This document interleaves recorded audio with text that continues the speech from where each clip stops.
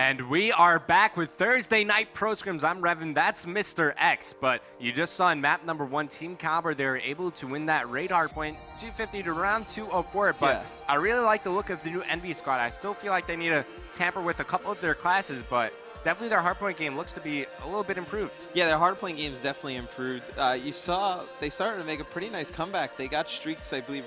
Ray had a Hellstorm, Proofy had full streaks, yeah, a couple times. And you know, it's odd because I believe nobody from TK ever got streaks, so you hardly ever see a team with no streaks win hardpoint. But now it's all search and destroy. This is Team Kaliber's game mode, and I want to check out the new guy, Merc from Team EnVyus. He is a fantastic search and destroy player, and he's one of the more clutch players out there. Whenever he's in a 1v2 or 1v3, he seems to be the guy that clutches it out the most, but he gets taken out early on there, and now it's all up to Karma.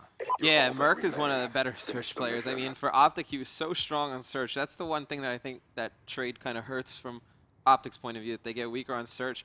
But, you know, TK, one of the better teams on search and destroy, probably the best team on search and destroy. And if you notice from their class setups, they run mostly perk-heavy classes.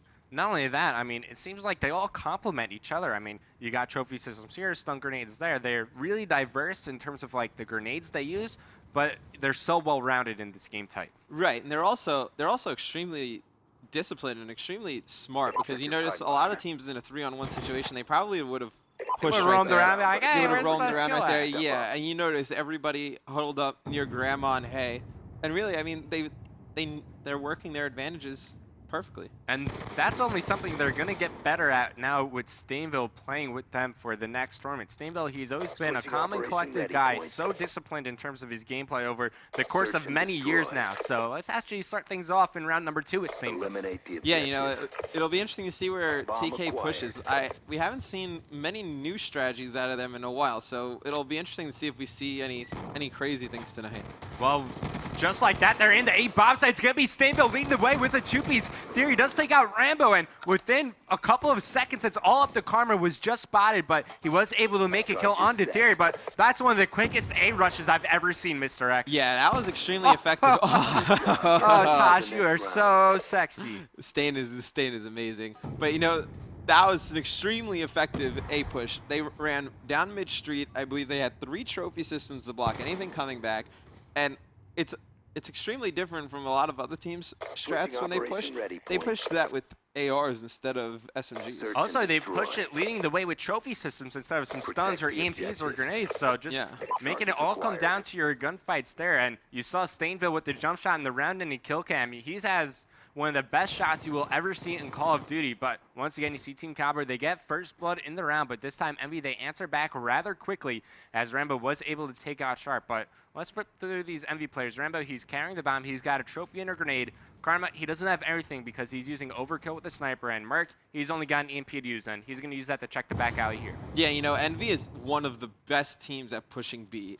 They're actually one of the first teams that I saw push B. You know, they go in through the mid building and back alley, and they take control of court, and they can really just dominate from there. But it looks like they tried to go back alley, and TK snipped it out. Yeah, when you lose that first man, I mean, it just takes a lot of power out of your push. But I like what you're saying about Team Envy really being one of the first teams to go B, but not just, you know, tamper with, you know, a B push now and then. This is one of their more favorite pushes on stand-up. It's kind of like their default strategy. Yeah, I was going to say, that's their more preferred bomb spot on stand-up. I see them almost all the time push B and take control of that court with trophy systems, so you really can't get in there. And then they pretty much control the whole map from there. All right, so Stainville, he's gotten dangerously close to that Hellstorm missile. This time, they're not going to rush right in, and this is something you see from Optic Gaming. You know, change up the pace from round to round, whether you're on offense or defense. The last offensive round, they were so aggressive into that A bomb site. This time around, they're looking for that initial pick, and they get it with Theory, taking out Merc off the start of the round. Yeah, and you know, it's an interesting defensive strat from Envy because it looks like they stacked B and then the mid building. So they're pretty much giving up on A, and it looks like Nezlo's watching the back. He pretty much reads this. And he will find Rambo in bottom wood if he decides to venture forward. Does find him on the staircase here. Nezlo does win that gunfight as well, so numbers swinging the advantage of Team Kaliber. 3-on-2 situation. Nezlo's out for more blood. There are more players in bottom wood. That's going to be Proofy, but as soon as he gets that kill, he gets taken out by Theory, so it's all up to Karma. 1-on-2 situation. He's about to come up behind one player, spots him at packages, but can't challenge an assault rifle in that position. You see the bomb carrier Steinfeld. He makes his way to the bomb site, but Karma picks him off, and now he's in hot pursuit of Theory. Let's look at Theory real quick. Okay, so he's around halfway to his score streaks, but Karma, he's so close to clutching this round out. Yeah, if I'm Theory, I play for my streaks. I go for the kill right here, but it looks like he's going to try and plant. Which, oh, Karma! Yeah, Karma just, all right. Yeah, okay, he's pretty good still. Yeah, he's not too bad. He's all right at Call of Duty. Let's take a look, another look at this in the round-ending kill cam. Spots Theory just like that, pulls the trigger, picks up both kills with the sniper rifle. A 1v2 clutch for Karma there, and that is EnVy's first round win. Yeah, and I mean, that's actually a huge kill for Karma. I mean, we saw this the other night in the Curse Complexity match where Complex got that 2-on-1 to change the whole game, so it'll be interesting to see if EnVy comes out and wins these next few rounds. So we got to start things off with Karma. Now, he's changing up from class to class. So on defense, it looked like he was using a dual band, but offense, he has no attachments on the sniper rifle. Yeah, and you know, that's probably because I believe he was using dexterity on offense and not on defense. I don't think he was using dexterity. And that's probably because just in case they need to make a push, you always want dexterity on your submachine gun. And Karma does find one more player. That's going to be Stainville, but Karma does get picked off there. Now, numbers still in favor of EnVyus, and they have planted the bomb over near the B bomb site. So you see Team Kaliber, they're going to try to retake the site. You got Stainville and Theory left alive for them. And you see Stainville, he's going to be leading the way through the middle of the street, looking around for a kill to make. Does find one over near the pickup truck, but it's going to be Proofy taking him out. Now, 15 seconds left on the timer. It's going to be very tough for Theory to win this round. Yeah, it's going to be almost impossible for Theory to win this round. You notice no dead silence. They probably heard him jump right over that wall. But that's also, it goes back to the following round, because that's probably why if I was Theory, I probably would have just hit and played for my streaks. You can give up one round. But letting the bomb blow up? No, I mean, no, when they were on offense, we had the bomb. I probably would have played for my streaks, and I wouldn't have tried to challenge Karma.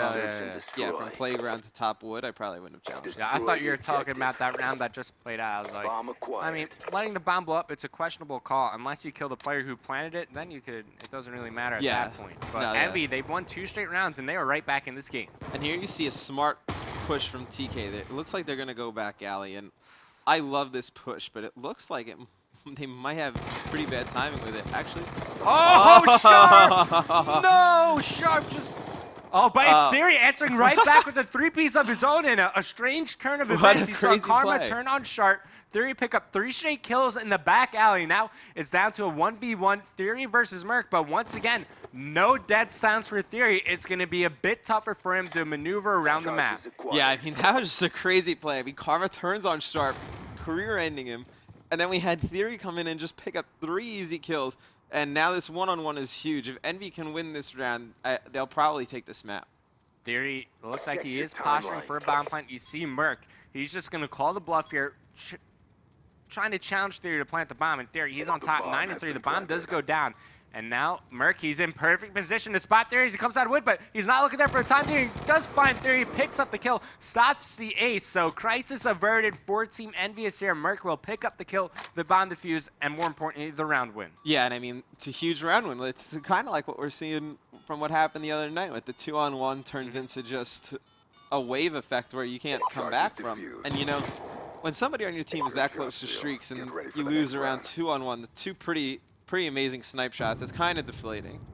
I mean, you know, speaking about the round that just happened, so Team Kaliber, they tried to do a back alley push. The reason they were able to get the back alley is because the other 2 teammates made a great distraction over near the top of the street. However, once they got picked off, now it's a 4-on-2 situation. It becomes so tough to win a round like that. Luckily, Theory did get that 3-piece, so it was a manageable round for them after that, but losing those first 2 kills was a bit rough. Yeah, you probably could have pushed that a different way, because I think once EnVy noticed that they were split up 2-2, they kind of just flooded 3 guys at the 2 back alley. And I mean, Theory made an amazing play, got 3 kills, but you can't really rely on that every time. And you see it from Team Kaliber actually all the time, where they work the numbers advantage just like EnVyus did. But you know, when you work a 3-on-1, you're thinking, okay, worst case scenario, it turns into a 2-on-1 there, or a 2-0 in the back alley. As you trade 1 for 1. But for Team EnVyus, that was not the case. Yeah, and if you notice on your mini-map, this is extremely interesting that TK's pushed Sharp all the way up to packages.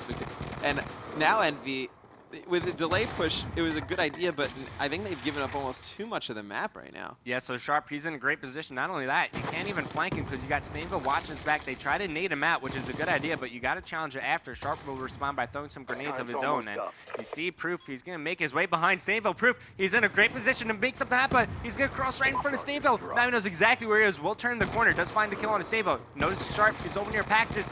Can he pick up the kill? No, it's going to be Merc with the assist. So 2-on-2 situation, but there's only 15 seconds left on the clock. Nezzo gets the pick with the sniper. Merc just picked up the bomb. He's got to go for a plant right now if he wants to win the round. And we see this so many times, Revan, where teams don't start their push till 20 seconds. I don't think he's going to have enough time now. They don't start their push until 25 seconds. I mean, right there, it was pretty much 4-on-4 until about 35 seconds left in the round, which we usually don't see too much. And to make a push that late, you can't really get anything good out of that. Actually, very nice sniper shot from Nezlo, but I think what Team EnVyus were kind of banking on is Nezlo is infamous for calling this double back alley push from time to time on standoff. So I think they were trying to predict that. Unfortunately, they predicted wrong. They turtled their base for a little too long.